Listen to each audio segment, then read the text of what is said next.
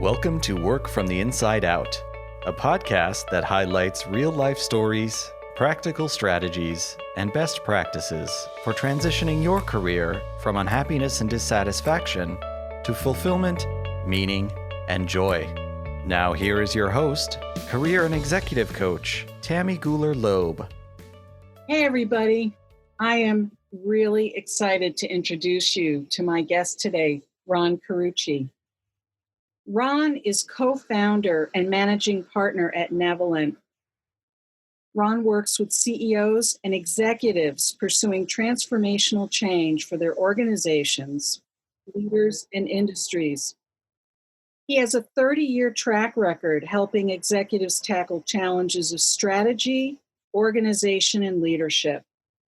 From startups to Fortune 10s, nonprofits to heads of state, turnarounds to new markets and strategies, overhauling leadership and culture to redesigning for growth. He has helped organizations articulate strategies that lead to accelerated growth and design organizations that can execute those strategies. He has worked in more than 25 countries on 4 continents. He is the author of 8 books, including the recent Amazon #1, Rising to Power.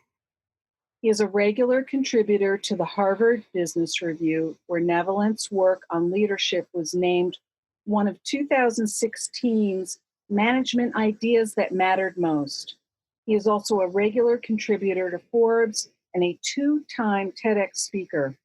His works have been featured in Fortune, CEO Magazine, Inc., Business Insider, MSNBC, Businessweek, Smart Business, and Thought Leaders.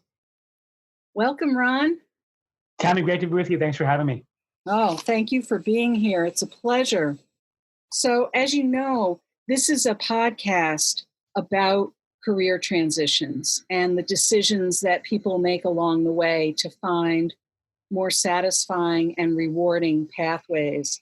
So tell us a little bit. I mean, obviously, you've accomplished a lot and you're all over the place. In fact, one thing we didn't mention is you're speaking to us from your office in Seattle, Washington. Seattle, Washington. Okay. Lovely Seattle, Washington.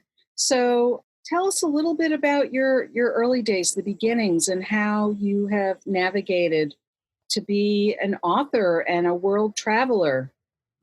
Well, certainly not where I began my career. I actually began my career in the arts, in a very different kind of field, and early in life, still as a teenager, and went to school and studied in New York City and had an early, very successful career. But I discovered quickly that I bored easily. Oh. So while I was getting these great jobs, my friends would say, "Wow, how'd you get that job? What a great gig." And I'd be thinking, I have to do the same thing 8 times a week for how long? So you were in theater then? Yeah. So I left New York to go on tour to decide, let me maybe seeing different parts of the world and doing different kinds of material and might make it a little bit less monotonous. And I worked for a company that had contracts with the State Department and the military. So we did a variety of different media work that wasn't just entertainment and performance. It was also training. It was a variety of programmatic work. And we were in Dachau, Germany, of all places, in a chapel. And back in those ancient times, they didn't have a term called diversity and inclusion, but I think if they had that term, that's probably what this workshop would have been called. And in the room in the chapel were Germans and Americans, and this is even before the curtain fell. So, but East Germany was on the horizon as one Germany, and civilians and military and State Department and spouses. It's quite a mixed group trying to figure out how to create community together there in southern Germany. And as part of the preparation for this work, we had sort of traveled up the border to visit with some of the military guarding the border. And at one point, it was a very large field of barbed wire between East Germany and West Germany. And I remember looking across, seeing an East German soldier and getting this real sense of, that's one of them.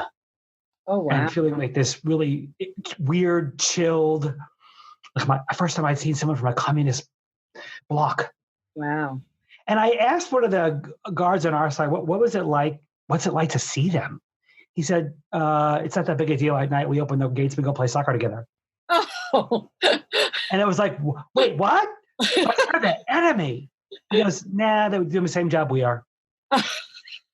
And it was just this alarming moment. So then we get down in the middle of this workshop in Dachau, of all places, right? Symbolically. Yeah, right. And in the middle of the workshop, somebody, young soldier, probably wasn't much older than me, raised his hand and said, I'm just so tired of being trained to hate. And it was really alarming for me. The first thought in the back of my mind, I'm sure, what was something like, how did something I do up here make him think that? Just that even was possible. But then I wanted to know more. So we participated in a great conversation with the group. And then afterwards we went out for beer because you're in Munich and that's what you do. Right. And I was so fascinated by his story. I didn't even know what it was I was fascinated about. I just couldn't believe he actually said that in public and wanted to talk about it.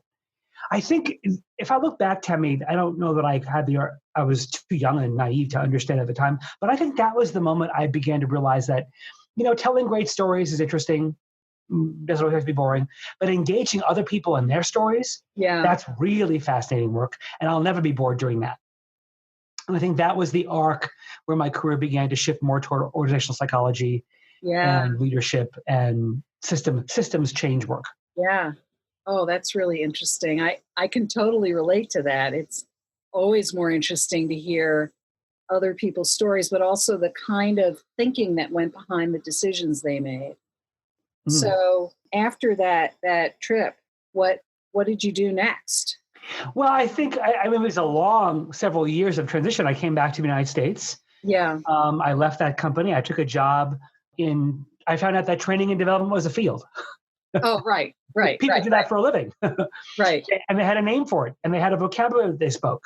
Right. And I had to learn the vocabulary, and I had to learn to reorient all the work I had done in that field, and got a job as in a training and development department in a large utility company in New York City.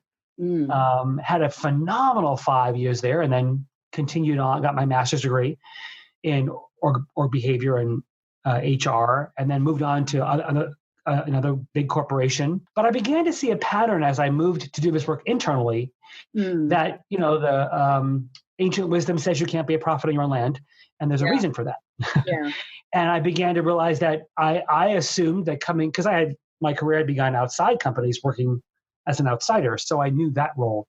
But as an insider, being politically savvy and assuming that just because people are asking for the truth doesn't mean they always want it.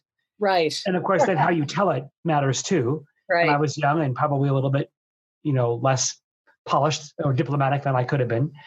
And so I began a collection of things that my children loved because they knew that this collection as a group meant more time with me. I began to collect severance packages. And I began to realize, so what I do this work inside companies, I get in trouble. When I do this work outside companies, I get paid really well. Oh. Maybe I should try that. And so I began my career as a consultant, realizing that the same behaviors that could, make me successful didn't do so well inside companies. So I realized, if I'm going to embody my real passion for organizations, it's going to have to be by not being part of one. Well, you know what? It's interesting that you talked about that, because I'm thinking, so, your sort of some of the transitions you made, right, were, kind of, there was sort of a cause and effect kind of dynamic there. But also we spoke before we started the interview, we talked about your research on honesty. And I'm thinking, as an internal person, my hunch, and tell me if I'm right, my hunch is honesty, or maybe your brand of honesty, didn't fly so well, hence some severance packages, right? But the honesty works really well when you're coming in from the outside. Yes, that's very true. Sort of, where you're wearing your hat of objectivity as an outside consultant, sharing an objective observation, right? Exactly. And even if I could have been more diplomatic as an insider, there are just some truths people don't want told. Right. And that's unfortunate. And I think we're paying a price for that in all kinds. I mean, if you look at Edelman's trust barometer, institutional trust is at an all-time low in history. And there's, Accenture's new competitive agility index has now financially equated what it means to have a trust breach or an ethical breach or a misstep. And it's hundreds of billions costly. So I think we're now recognizing that the truth will find you. And the truth will only set you free if you tell it. Right. So I think, yes, I had to discover that being relied on to be truthful is better than being feared for telling the truth. So I think that was probably the most intentional, I was in my mid-30s, took a long time, the most intentional I ever was about my career. I had started my own consulting practice. And I realized, I can jack of all trades, master of none in the OD leadership development kind of field. Yeah. But if I was a moment of brutal self-honesty made me admit, do I have enough goods to get me 30 more years of work? Yeah. And the answer was, I knew I didn't. And at least not satisfying work. I might have paid the bills, but it wasn't going to be really satisfying. And I knew I wanted to work with senior leaders. I wanted to work with the gatekeepers, people who really were influential. Right. And it took me an entire year to decide. At the time, the firm that was sort of the Rolls Royce of my field was the pinnacle. If you were in an organizational psychologist, that was the place to go. And it took me a year to decide to shut my practice down and go there. It was a gruesome decision and probably the best decision I ever made in my career. Wow. Because there I would have access to gatekeepers and I would learn far more than I ever had. I mean, I had a very blessed and privileged career up to that point. Even with some of the internal missteps, I still have been very privileged to work in some great places and that invested in me, that I learned a ton and got to do some great work. But now I was going to have an 8-year run at a firm where I was going to be really in deep mitosis at a time in your career, when you're in your mid to late 30s, early 40s, that's really your mitosis years. Right. And I just was very blessed to have hit that firm at that time. Yeah. And really came into my own in this is the skin I'm supposed to be in. And at the end of that 8 years, that firm had been acquired a couple of years before I left by a much bigger firm. And then, of course, the problem was once you're part of something more giant, it's no longer about the craft. It's no longer about the art, but the work you love. It's about feeding the dinosaur and being part of a big machine. Right. And there were a couple of us that thought, gosh, this is not fun anymore. We love this work too much. We are so passionate about this science and this craft. This is what we're on the planet to do. We can go do it ourselves. Right. So a couple of us left and started Navalent. And that was 14 years ago. I see. So you have partners in Navalent. I'm one of 3 owners. Yep. Okay. So it sounds almost so simple, like, well, this isn't fun anymore. So we'll just, hang up a shingle and start a company, right? Isn't it funny how careers? Sounds like that Ben and Jerry's bumper sticker I've seen. I think it's part of their philosophy, actually. If it's not fun, don't do it anymore. But I'm guessing that there were some other underlying things that might have contributed to starting Navalent and what, I'm also very intrigued by the fact that you had, a private consulting practice and that you shut that down to then join a firm. I think that's a pretty bold move. Isn't it funny how career stories are always perfectly rational in retrospect? Yes, of course. I can stitch together the best narrative ever when I look backwards. When you're looking forward, they look like anything but normal. You think this is the most uneclectic, inelegant, roller coaster of a career. I mean, I'm the poster child for bad career management. Really? But I think wait, say more about that. What do you mean? I think it's standard fare. When you feel like you're moving from place to place, there was nothing coherent or elegant about the choices that I made.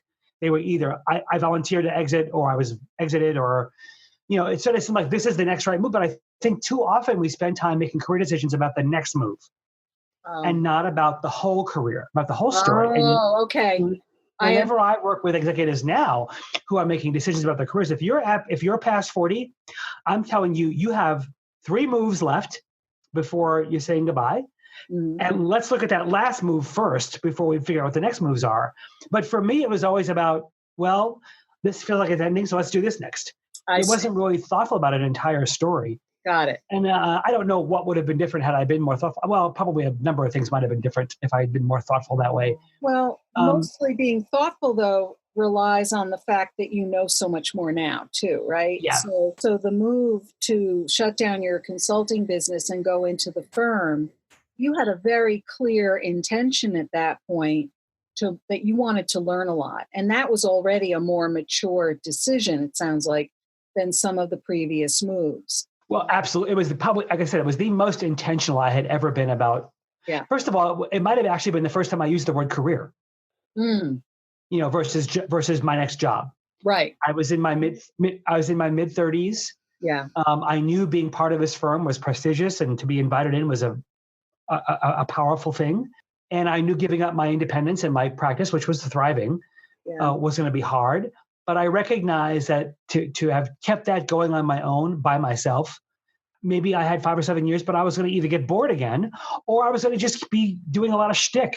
Yeah. And it took me a whole year working with a mentor and some friends and some really thoughtful discerning processes around what is it I meant to do, to realize that I was at my best when I was influencing leaders who had extraordinary things to decide, right? So, as a result of my influence of my work or my interventions, they had to go and execute some profound degree of change and transformation.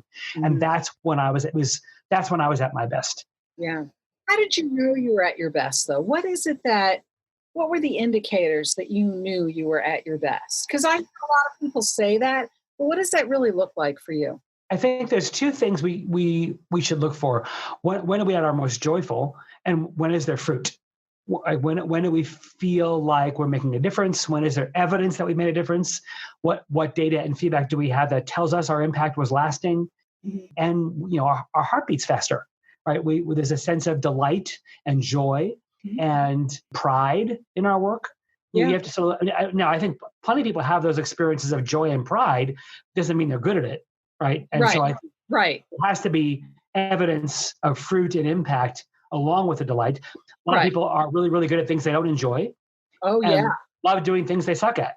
Oh, yeah. And so I think some of the worst career advice we ever gave people was just do what you're passionate about and the money will follow. It's really, really bad advice. Right.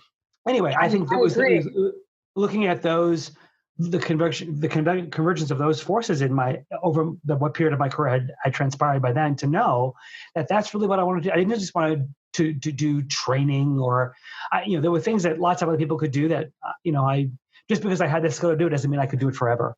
Right. When I thought about the impact I wanted to have on the world and the change agent I wanted to be in the world, and my passion for, I think I love the organization of human endeavor. I mean, big companies have become the employers of last resort, and they become places people don't enjoy, and they become stuck sometimes. But I still think there's something beautiful about humans all over the world in some united effort that you can't do as a startup, and that you can't do as a solopreneur. Right. And the chance to optimize those contributions and optimize and synchronize all those people into one unified effort. That's a thrilling challenge for me. Yeah. No, I love the way you frame that, because I think it's almost too simplistic and too easy to just talk about some of the large companies or corporations and demonize them without seeing where there may be some opportunities. Because for some people, that's exactly where they need to be. It is the right place for them. Yep. And then there's other people like, you or me, who really prefer to be kind of in charge of our own destiny in some ways. Oh, and I think it's also important to say that just because you're inside a big company doesn't mean you can't be in charge of your own destiny. I know. I get it. I mean, I think, in charge of your day-to-day stuff. And I think so many people who are so tired of being a cog in a wheel or feeling invisible and feeling unseen and like their contributions don't matter think, well, if I work for a smaller company or for myself, that'll change it all. And of course, many people across your office to having discovered that that's not the truth at all. Not at all. I do think big companies have a mandate to get some crap together here, because then if you're going to continue to be the employer of last resort, you get the C team. Yes. And if you want the A talent, you can't just continue to throw money at it, right? You have to make an experience of meaningful contribution and development and learning and excitement out of it. And big companies can do that. Some of them do it beautifully. They're not all horrible cesspools to work in. And I've seen some startups and some small companies that are horrible places to work too. Oh, absolutely. Yeah, definitely.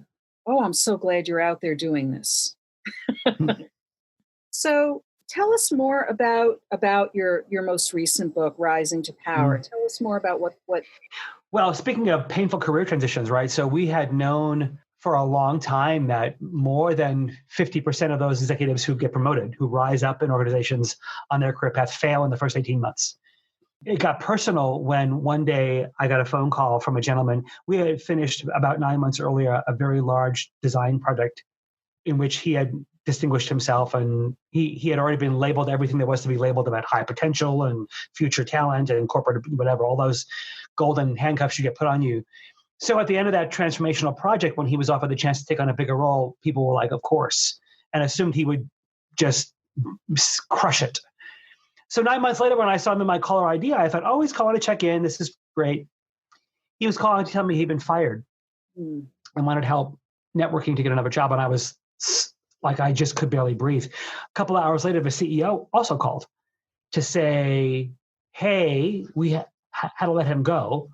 And oh, by the way, some of this is on you because you didn't prepare him enough. And that was hard to hear. I bet. I thought, how could we have so badly misjudged his potential? How could we have so missed these? What signals could we have had? I said, can we come back in? I just want to come in and find out what went wrong here. Yeah. And that investigation led us to our 10-year longitudinal study that included more than 2,700 leaders across hundreds of organizations. Wow. To understand how do we keep putting otherwise very promising talent into these precarious positions where they flame out. You can't go from being brilliant and high potential and awesome to a disaster in a year. Right. So what was going on? So I wanted to turn over every possible rock there was. Yeah. I wanted to find out what's causing these failures, but I also wanted to find out if 50% are sticking the landing, if half of them are rising up and thriving at higher altitudes, what are they doing and how are they doing it? So Rising to Power is that book, to sort of solve that problem. And it's been thrilling to watch how many careers the book has saved. Wow. When we get the email saying I was headed down this path to do this, but I did this instead, and I avoided the landmines and I figured out how to stick the landing. So the book also offers possible alternatives or ways or other paths to consider rising to that powerful position, or? Well, I think what it says is there are landmines on the way up. There are predictable landmines you will face. Yeah. Here's how not to step in them. Yeah. Right. So we didn't leave it to chance. We said, I want to uncover it from the moment an ascent begins. Yeah. To a moment somebody is stabilized at a higher altitude. I want to turn over every single rock. Wow. That we discovered in our research and make it clear that it's not if you'll face these things, it's when. And here's how to contend with those. Here's how to mitigate the risks that those may threaten you with. And here's a really simple example at the very beginning. We do this all the time in selection processes. You're in an interview, and we're still using the two least reliable devices to predict success in the interview and the resume. Right? But they're still playing the prominent roles they are. And someone's reading your resume and they say to you, oh my gosh, look at the great brands you've built in your career. That's what we need. Or, my gosh, you've turned around 2 supply chains before. That's what we need. Or, wow, you built some really cool apps. We need those here. And in those moments, we have the seeds of failure have been sown. Wow.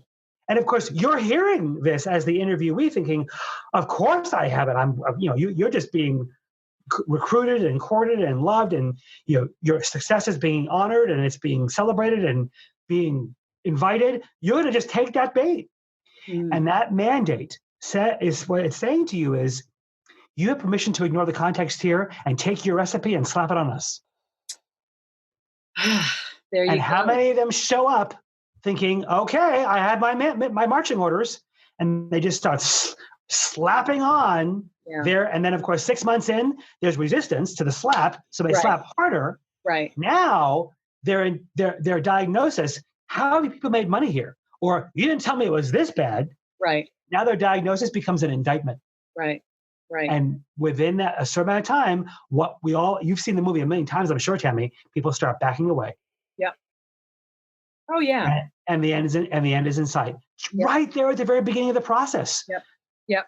We set people up for success rather than saying, I'm sure your past successes have some wisdom to offer you here, but learn this first. Right. Learn to adapt your ideas to this environment and learn what you have to change in you in order to help us change. Right. We don't say that to people, but that's what we need to be saying. Right.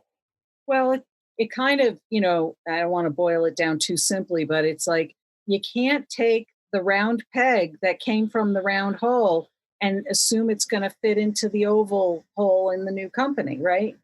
It's just, I don't want to say square because, it's probably not square, but it's just not going to be the same context. Like you said, I totally get that. And yet I can see where that can get missed very easily.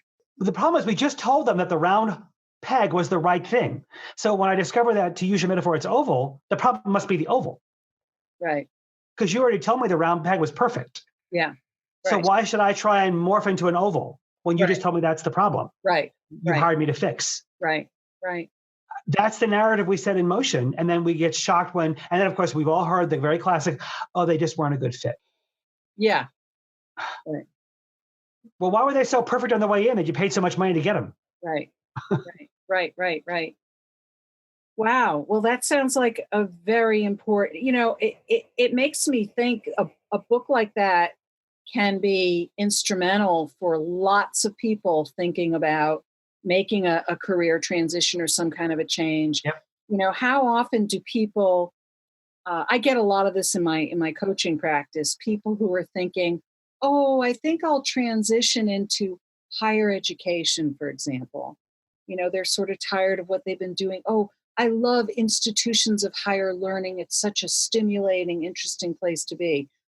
Well, I've worked in a university, and I can tell you, when you look inside and see how the sausage is made, it's not what it appears to be when you look under the hood. So, I'm not saying that these are all bad places to work, because I know people who work in higher ed who are very happy there. But I will tell you, it's not what you think it is. And so you really do have to do your due diligence, no matter what kind of transition you're looking to make. And I think that also points to some of the mistakes you might point to and say, you made some bad transitions in the past because you didn't do any research first. You didn't think about, you thought, oh, well, I think I'll just go do this, or I'll just go do that, or that looks good. That's bright and shiny. I'll do this. Well, what does that mean for me a year or two or even 5 years down the road? Not that you have a crystal ball necessarily, but, how can I start to think or formulate, at least from where I sit now, what I think I would like my life to look like down the road, not just what I want to do for a job. Yeah, well, I think people often spend too much time at points of pain making decisions to go from something. And they think they're making decisions to go to something, but they're really not. That's right. And until you really have a sense for a destination and several destinations, because your ideal dream job may be 2 or 3 moves away. That's right. You really shouldn't move. And I tell people, you know what? If you're really thinking about a career change, give yourself a year. Yeah. Give yourself 12 months to architect that change, to do your research, go test yourself in some laboratories, and really understand the implications of your choices. Yeah. And don't make a move. If you're suffering, you can suffer for another 12 months. Yeah. It can't be that unbearable. You would have left a long time ago. Right. And be thoughtful, because we all know you can go from the frying pan to the fire and make it much worse. I love that advice. And I'm curious to know that when you did close down your consulting practice and go to the firm, whether you knew even the day you entered that firm that someday you probably would go back and open up your own business again. Never gave it a thought. Gave it a thought. Nope. I actually had hoped I'd be at the firm forever. Oh, really? I mean, it was a hard place. It was a very high performing firm, and it was intense, and there were some unpleasant moments. When Mm. you have it was a guru centered firm. And when you have a guru centered firm, you life around the guru becomes a little bit more. And I have a counter dependent streak, so I wasn't really willing to worship at the guru's feet the way others were. Ah, If I was going to earn his respect, it was going to be from contribution, not from sucking up. I see. And I eventually did. Eventually, I became to admire him and be very close to him, and I earned his respect. But I wasn't going to do it because I sucked up. Right. But right. it never occurred to me that I would go back outside. And even when we all left that firm, we didn't say, let's go start a firm. Oh, really? No, it was worse. We said, let's go do this work on our own because we love this work, not being in a big firm. So we left in sort of this little group practice thing, and we were probably 1099ing each other. It was probably breaking the law. We had a common brand. We never used the words, let's lead a firm. But because the work we love to do required more resources to do bigger projects, we had to hire people. Right. So after like 4 or 5 years, we're like, hey, I think we have a firm here. Yeah. right. And then it was like, we should probably actually manage it. Yeah. And start like running it like a firm. Yeah. And it's been that accidental all 14 years. That's funny. It's, because that's the three of us never wanted to lead a firm. Yeah. And the people in the firm will probably tell you, they're suffering because of that. Like there's a lot of great benefits to being a firm our size and doing the work we do. But some of the downsides other than being virtual, is, these yahoos at the top, they're smart and they know what they're doing, but gosh, give us some sense of direction here. So it's, that accidental leadership and that accidental entrepreneur has a cost to it to other people that we, probably could have done a much better job paying attention to. Although I think it sounds like collectively you can kind of each spot things as they come up and watch out for each other too. There's a benefit to having each other's backs, so to speak. And I think, one of the things if you watch one of our videos about what it's like to, we have a lot of videos that talk about us so people can get to know us. And one of the things Mindy said was one of the things that makes Navalent unique is that we love each other and we love the work, and loving each other changes the work. Oh, nice. And it's true. We'll fight like brothers and sisters, like cats and dogs. Yeah. But there's a fierceness about our tribe that we protect, even when we're in a tough spot, or when we're in conflict, or when we're wrestling with the decisions of a firm. We still have deep regard for each other, and that does make a difference. I love that. I love hearing about that. It's wow, more people need those kinds of relationships in their lives, definitely. And that makes me also want to ask you a little bit about your research on honesty, because it sounds like you've got those very honest relationships with your partners. And so tell us a little more about that. So, we went back to the same research well, like 15 years to see, we had isolated for leadership behavior in the first study. I wanted to see if there was what we could isolate for systemically. And I wasn't necessarily sniffing around for issues of honesty, but I wanted to see causal factors of what makes systems work or not work. And when some of the and we use a lot of very sophisticated artificial intelligence and IBM Watson and some great tools, which are a little bit scary in how actually intelligent they really are. There's nothing artificial about the intelligence at all. It's just, it's creepy in a beautiful way. Right. But when the drill side started to come back around, correlating issues of strategy and governance and accountability with integrity, it was like, whoa! Yeah. Wouldn't it be finally great to be able to prove? We've talked about person and environment theories for a while, and how environmental factors, the ethical culture, which is a catch-all phrase for all kinds of things, but we've never been able to correlate that dishonesty is more than just an individual set of bad choices. Yeah. Right? There are systemic factors at play. And now we could prove that there are, if your organization lacks a sense of strategic clarity, meaning that you say one thing and you do another, in who you say you are to the marketplace or to your employees or what your values say, you are 3 times more likely to have somebody lie or withhold the truth. Wow. If your organization is fragmented, if you have border rivalries, if you're not be able to synchronize at the seams of your organization and there are unresolved conflicts, you are 6 times more likely to have people lie or withhold the truth. Wow. So to be able to prove these things now became very exciting. In fact, speaking of higher ed, I just wrote a piece in Forbes called a 15-year study reveals why the admission scandal was inevitable. Yeah. That we can blame these individual horrible parents and whatever, but the reality is the stage was set for that corruption a long time ago. Absolutely. No doubt about it. Yeah. It wasn't really a shock when the news came out, to be honest with you. Nope. That's the one thing in all the reactions of outrage and indignance and unfairness and revulsion. One of the surprises wasn't, "You're kidding." Right? That was right. In fact, a lot of people are like, "Really? You just figured this out now? You didn't know this was going on? We've been putting family names on buildings, for years." Hello? Right. Yeah. Right. I know. Yeah. Well, Ron, I love hearing about the path and the trajectory that your career has taken, and how it sounds like in many ways you've gone from what sounded like a very interesting start in the arts to just getting more and more interesting as you've gone along. Maybe you look back on it and think, I made some mistakes, but from where I sit, as I was saying, I love to hear other people's stories. I loved hearing your story. I loved, hearing all the different iterations as it went along. And it sounds like it's been a great ride, and it's going to continue to be a great ride. That's very kind of you, Tammy. And careers don't stop being reinvented, right? So 3 years ago, our dear friend, common friend Dory, she entered my life and upended my career totally, right? I've worked with her now for that way, doesn't she? She does. Well, I've worked with her for 3.5 years. Yeah. And my career is at a place it would have never been. Mm-hmm. I knew that 3 years ago I needed to take my own medicine. I can't just keep giving out advice and not tend to my own, work. Yeah. And so she's been a taste of my own medicine, but in an extraordinary, beautiful way. Yeah.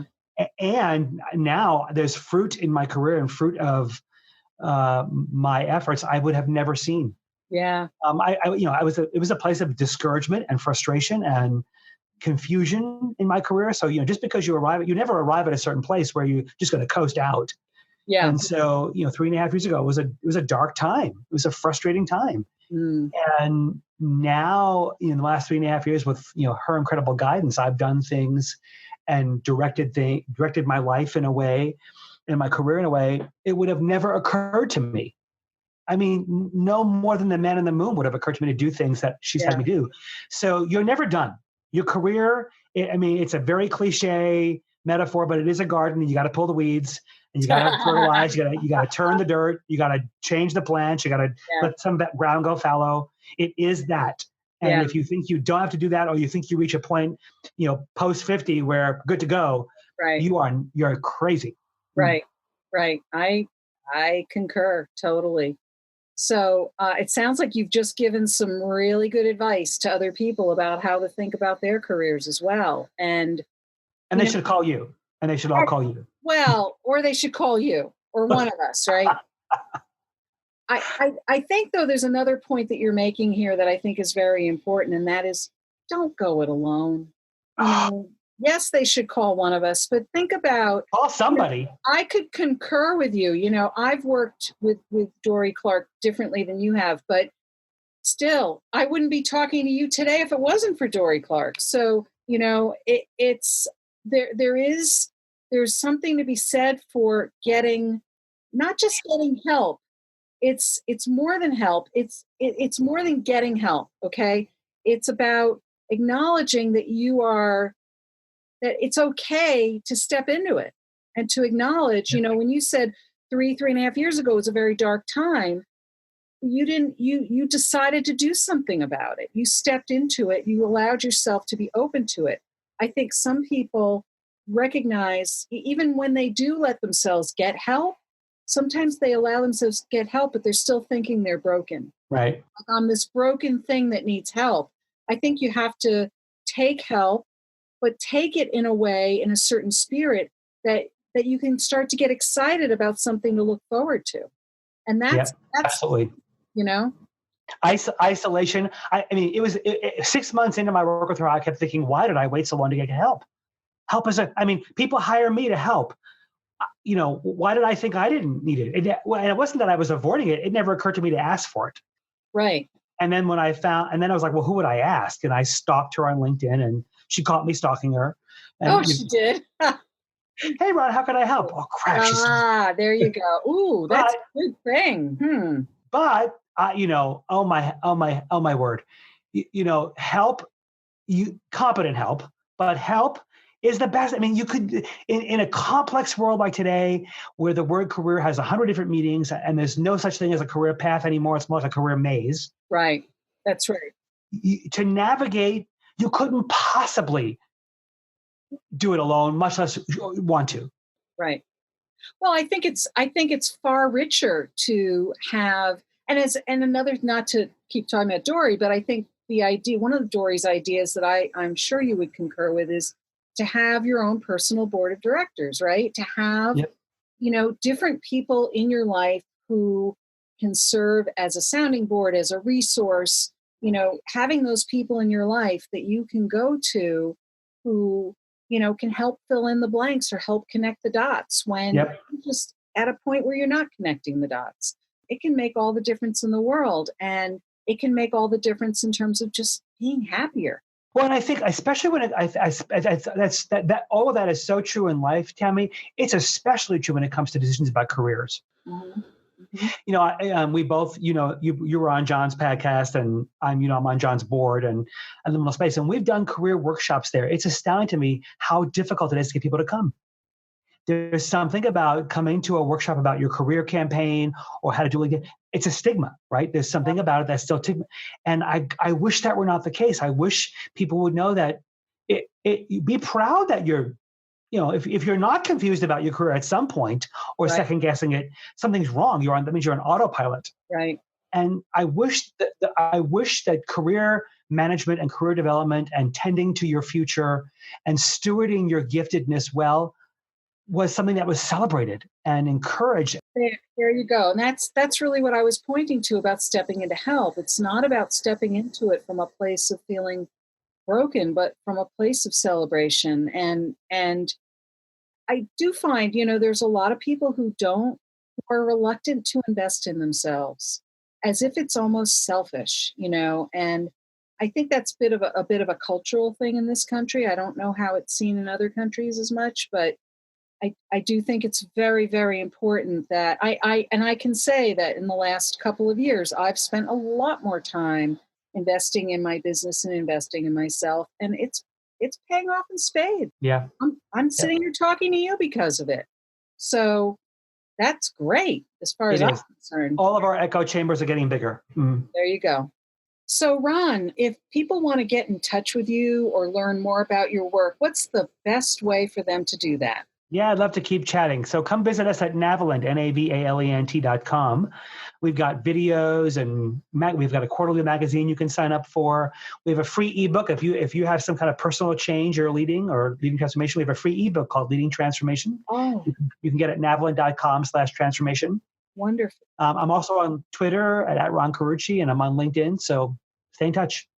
Wonderful. And all of his website, his books, links to his books, his various social media handles, all of that will be in the show notes. Well, this has been fabulous. I want to thank you from the bottom of my heart for taking the time to talk today about career transitions, about life, and all that you've been up to. It sounds great. I'm already pining away to get my hands on your latest book and all of that. So, Ron, thank you so much. Tammy, it's been a great pleasure. Best of luck to you in your work. Thanks for being out there helping people get their careers straightened out and flourishing. Appreciate it. I hope you enjoyed my interview with Ron Carucci. It was so interesting to speak with him and learn about his professional journey and the important insights he has developed during his career. What is your key takeaway from our conversation? Is there something you'll put into action this week that you'll benefit from for years to come? Share what resonated with you in the show notes at workfromtheinsideout.com. Look for episode 026. That's also where you'll find all the links and resources from today's podcast. Are you thinking about what's next for you? Ready to consider your options or begin a process of reflection and exploration to get the clarity, energy, and plans you need to move forward?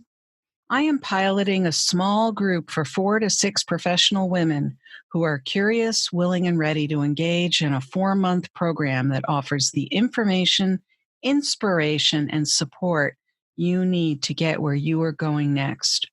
We will begin in June 2019 as summer provides an easy time for reflection and the opportunity to look towards the future.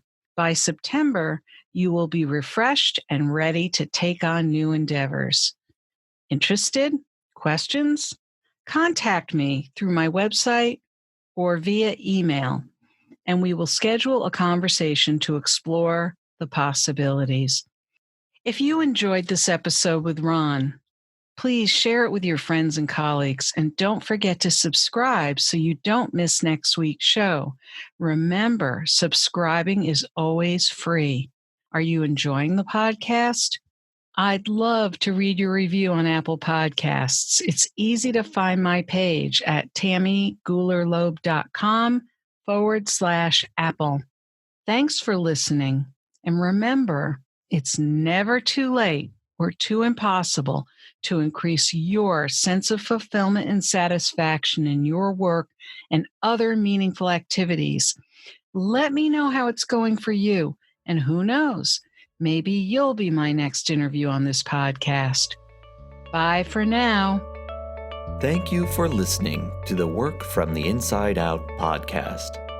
For more information, you can find us at www.workfromtheinsideout.com.